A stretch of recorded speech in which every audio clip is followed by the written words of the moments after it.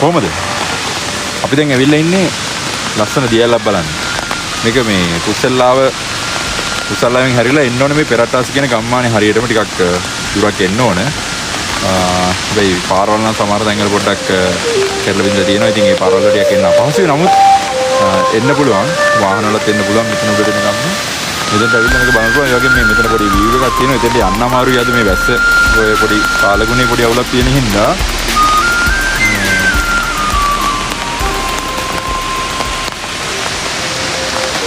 මේ ඇල්ලට කියන්නේ ගැරන්ඩි ගිනි ඇල්ල කියලා. නමුත් සමහරු කියනවා මේ ගැරන්ඩි ඉනි ඇල්ල කියලාත් කියනවා, ගැරන්ඩි ගිනි ඇල්ල කියලාත් කියනවා. ඔය දෙකම කියනවා. නමුත් ගැරන්ඩි ගිනි ඇල්ල කියලා තමයි උඩ පෝරේම ගහලා තියෙන්නේ. හරි?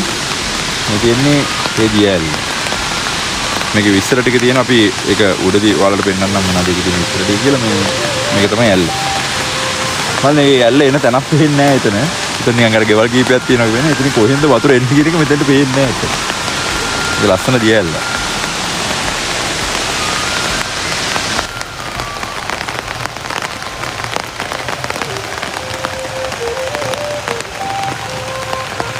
අර මං වලට කියපු පූර්ව තමයි මේ තියෙන්නේ. මේ තියෙන්නේ ගැරන්ඩි ගිනි ඇල්ල කියලා තමයි තියෙන්නේ. මේක ගැරන්ඩි ගිනි ඇල්ල වෝටර්ෆෝල්ස් කියලා තමයි තියෙන්නේ.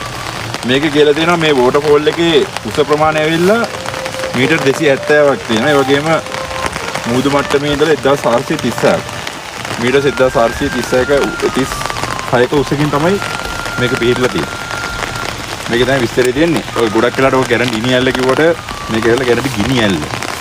හරි.